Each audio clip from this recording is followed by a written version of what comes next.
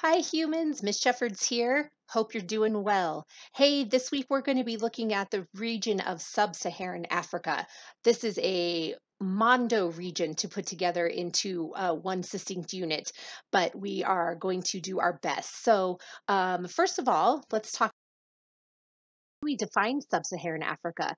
As you can see over here on our nice little physical map, we have the huge desert that is the Sahara Desert. And you can see that makes up a good third, if you will, of Africa. And underneath it, you can see that we have a variety of lakes and rivers. We get into some forested area. And then you can see in southern Africa, we get back into that desert pattern. So again, there's a lot going on. So the idea of sub-Saharan Africa, if you can look over here, is basically these countries that are, for the most part, south of the Saharan Desert, so sub the Saharan Desert. Now, obviously, we do have these outliers. Here, the Niger, Chad, Sudan, as you can see on this map, they still very much have part of the Sudan Desert or the Sahara Desert in them, excuse me. But for the most part, they are sub-Saharan Africa. You'll remember from our last unit, we just covered these countries here in white. Although physically are on the African continent, they are culturally related to the Middle East. So that's why we are kind of looking at Africa in this different way.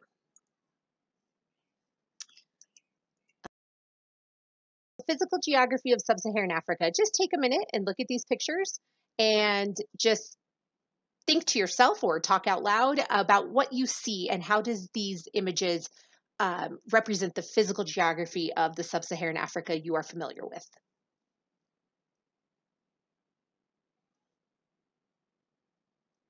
Okay, so what you guys would have seen here, again, huge variety of stuff that goes on in the physical geography. So everything that is naturally occurring. So this is Victoria Falls, and Victoria Falls is one of the most dominant physical features in Africa. These waterfalls fall into Lake Victoria, and they are a hugely important water source in a very parched area of the world. Over here, we have the typical African savanna, and you can see, between the picture here, picture down here, and even this guy over here. I think when you hear the word Africa, for many people, these are those grand images of the wildlife that come to mind. Over here might be a little surprising to you. Yes, it snows in Africa. They do have several mountains that do reach high enough elevation to receive snow. This particular mountain is in the small country of Lesotho, which is located inside of South Africa. So this country, Lesotho, is completely surrounded by South Africa on all its sides. And it is, you can see, just a very unique landscape. Down here, we have the Namib Desert. The Namib Desert is located in southwest Africa, and it is unique because you can see this desert literally runs right into the ocean. And then in here, we have the Ituru Forest, one of the most famous landmarks of sub-Saharan Africa. And you can see this rainforest area is located along the equator, and it is very, very lush and tropical. So again, we can look at our map here. This is similar to that map we saw earlier. And so what you guys can see here is we have, again, Sahara Desert makes up the vast majority of that Northern Africa region, including those Middle Eastern countries.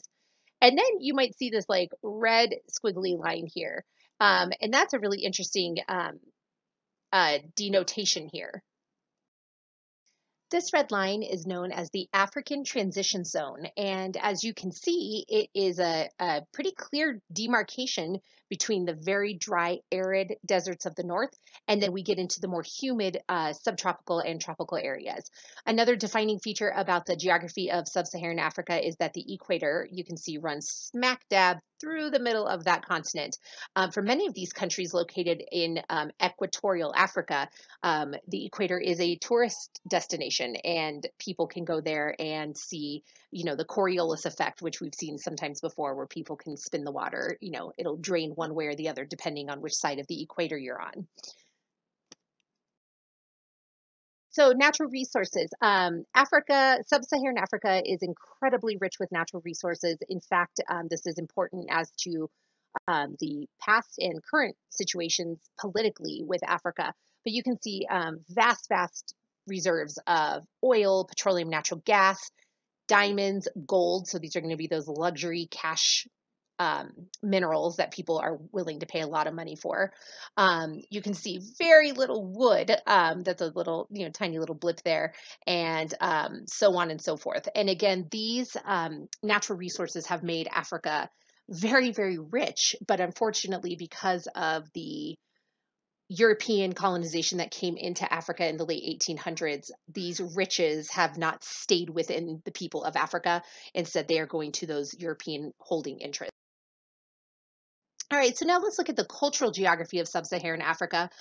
In sub-Saharan Africa, there's something like 56-ish countries, and so to smush 56-ish countries into, this short slideshow is difficult. But again, take a minute, and I want you guys just to look at these pictures, and again, think to yourself or think out loud. What do you see, and how do these speak to the sub-Saharan Africa you are familiar with?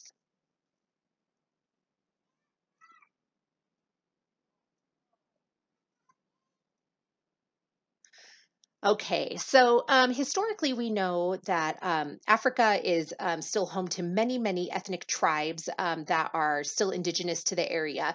Obviously, as globalization, as colonization came through Africa, the presence of these tribes has diminished, but there is definitely still a strong tribal presence today. So you can see that here, and again, there's just hundreds and hundreds of different tribes throughout sub-Saharan Africa. Some other images that you guys might be familiar with through media is going to be the huge, going back to that natural resources, the mining that goes on in sub-Saharan Africa. And unfortunately, oftentimes it is child labor or enslaved labor that is used to mine. And some of the minerals, again, diamonds, gold. If you've ever heard of the movie or the phrase blood diamond, that idea that those diamonds are mined by children or victims of exploitation. Other minerals that come through here are also bauxite, which I believe is the mineral that is like super valuable for cell phones. So again, Africa, very rich resources. Unfortunately, resources values that don't get given back to the people. Okay. Unfortunately, another aspect of Africa that we sometimes hear about that often goes hand in hand with the mining is the use of children, child soldiers. And so, we have evidence that shows human rights violations, the use of these young children in the fights that the militias do throughout the region.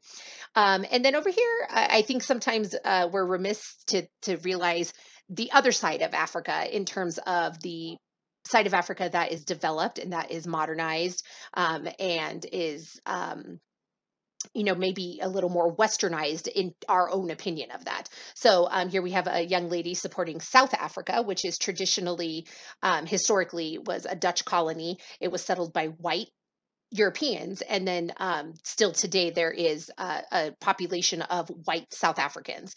And then up here, we just have some, Africans who are having success when it comes to their bank and their industry. If you look in the back, this is a United Nations Economic Commission for Africa. So again, trying to kind of debunk these ideas that Africa is just tribes and poor, but trying to kind of bring into the bigger picture there. So the regions of sub-Saharan Africa, the way that we can divide this into the regions is we have North Africa, which again we clump with the Middle East. Then we have West Africa, Central Africa, East Africa, Southern Africa, and then off to the east, you have Madagascar, which this island has become infamous, or not infamous, famous through the movie Madagascar. And again, you can see here this African transition zone. This is going to be where the geographic topography changes from that dry, arid north into that more humid rainforest and south. Reference map, there's no denying that there are still traces of these Western languages being spoken today. So there are parts where you hear French, You will hear English in South Africa. They have a language called Afrikaans, which is kind of a hybrid of Dutch and English. And so again, you'll still hear and see those impacts of those European colonizations. But you can see here just again a huge variety of languages. And so again, going back to that idea that it is just very, very hard to lump all of this into a succinct video. What do you guys notice is unique about Malaysia, or excuse me, Madagascar, not Malaysia, Madagascar down here? So you might notice it has its completely own language family. It has its completely own language, and certainly can't overlook the situation of it in terms of being an isolated island. Religions of sub-Saharan Africa. So again, if we looked at that, the European colonization map and we like overlaid it, you would see a clear definitive pattern here. So these are dominant religions that are still present today. The vast north of Africa, including those Middle Eastern nations, and then certainly some of these sub-Saharan African nations, all the way through this slice down here are Islamic nations. And you can see here, just to put in perspective for you guys, right here, this is Saudi Arabia. And so you can see that we're just talking a connection with that Middle Eastern realm. Then you certainly have a clear Christian influence. And if you can think historically how Christianity would have gotten to sub-Saharan Africa via those European colonizers. And then we still have the bands of tribal practices. And notice that the majority of those tribal practices are along the like equatorial, and then certainly here in Madagascar. Okay, population pyramid. So you guys have seen these before. This pyramid, it almost looks fake in the sense that it's just like too perfect. So I'm going to give you guys just a quick minute, and I want you to go back to that unit 2 on population and think about, how do we read this? What does this tell us? What does this tell us about the past? And what does this tell us about the current situation in sub-Saharan Africa? And then what does the future tell us?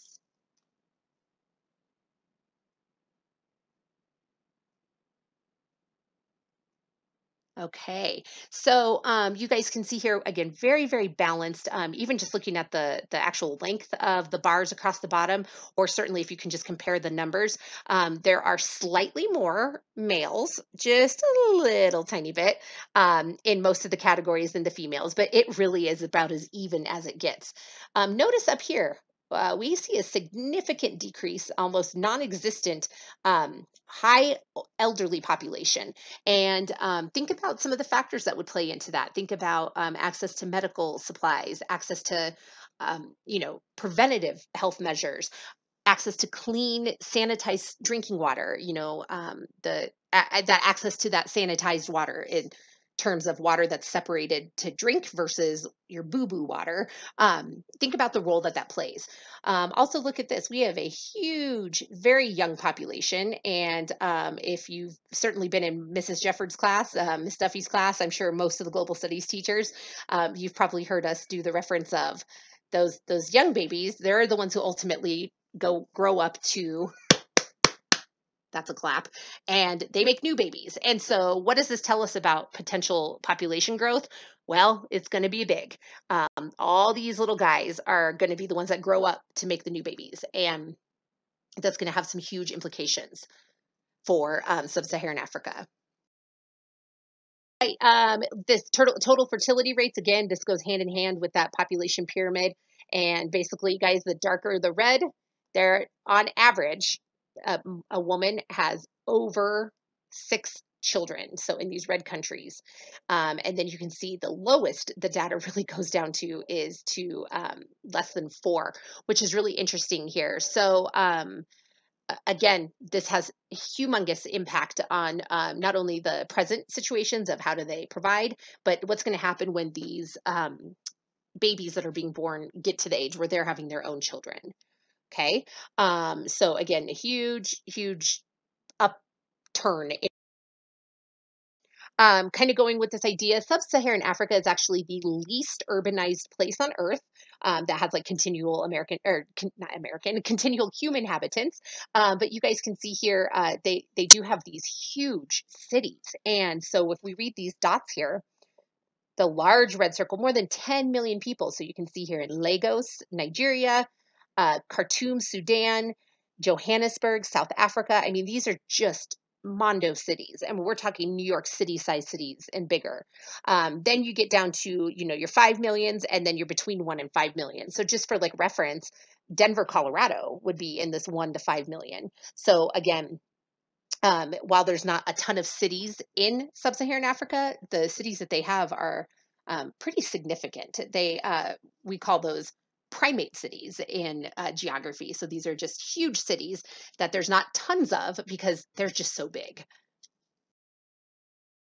This was a really interesting set of maps here. And basically, you guys can see, you'll have to look at the keys on these ones, but basically, this map right here is showing us the population per kilometer squared. And so the darker blue shows the highest population densities. And you'll notice that there is a distinct pattern of that here along the Gold and Ivory Coast here of Africa.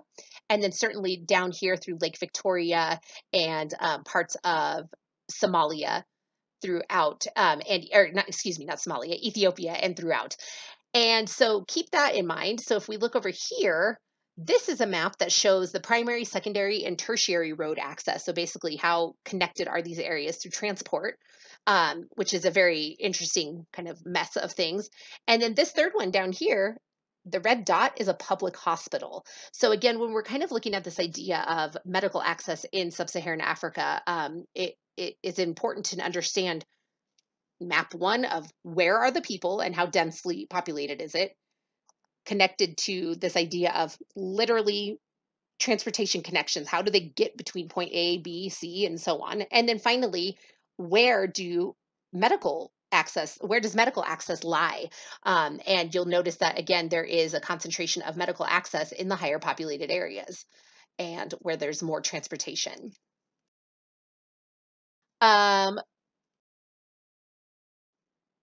All right. So the last thing I'm going to leave you guys with here is this idea of how is the COVID-19 outbreak in sub-Saharan Africa being addressed. So you guys are going to have a chance in your weekly assignment.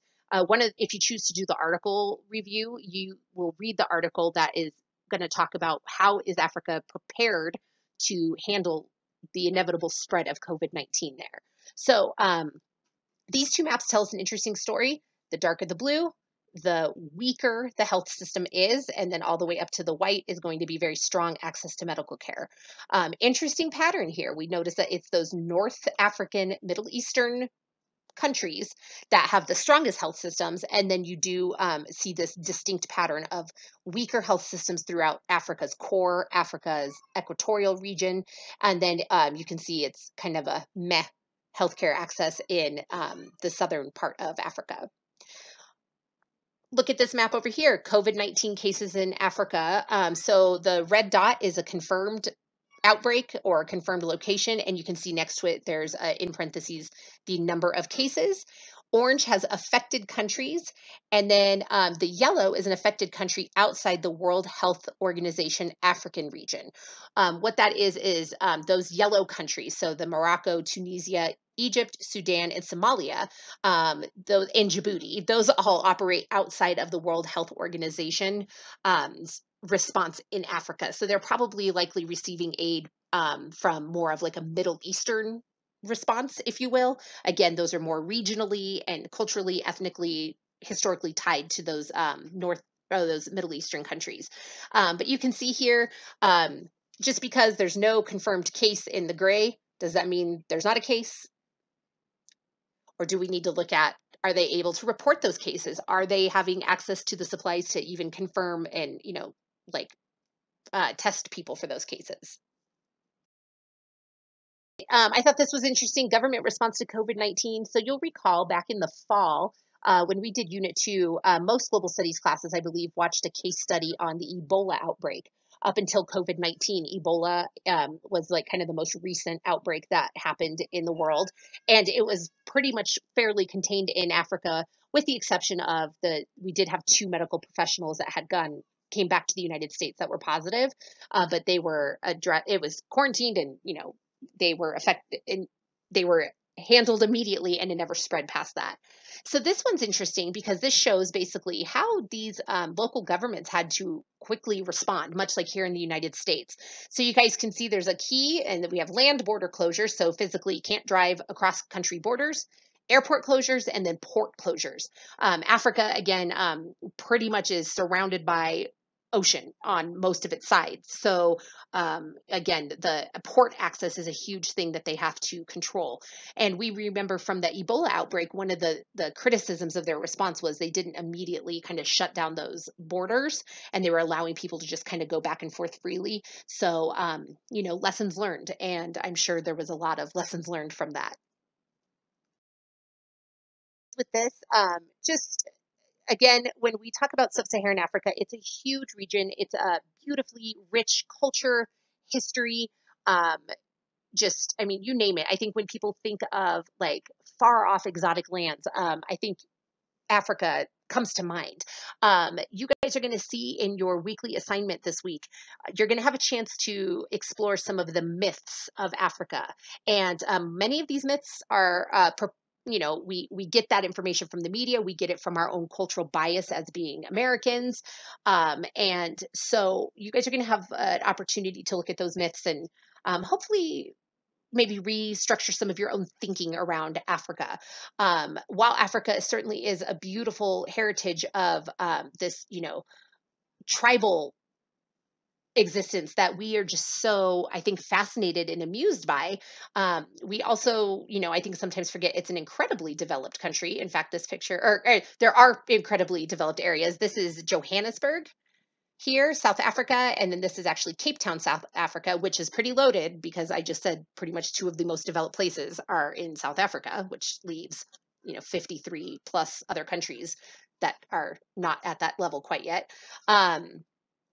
Africa was put on the world stage not too long ago when they hosted there was a World Cup there in 2010, which I know is 10 years ago, but close enough. And I just think again when we think of like mystique and we think of like exotic and adventure, I'd imagine Africa is close to our thoughts and minds on that. So anyway, I hope this helped just a little to kind of set the stage for Africa. And again, as you guys go into your assignment this week, you'll have an opportunity to look at some of those myths and hopefully just kind of learn something new. That's what the whole point is. All right, guys, we miss you. We love you. On behalf of your global studies teachers, peace out. If you guys have any questions or need anything, please let us know. Bye-bye.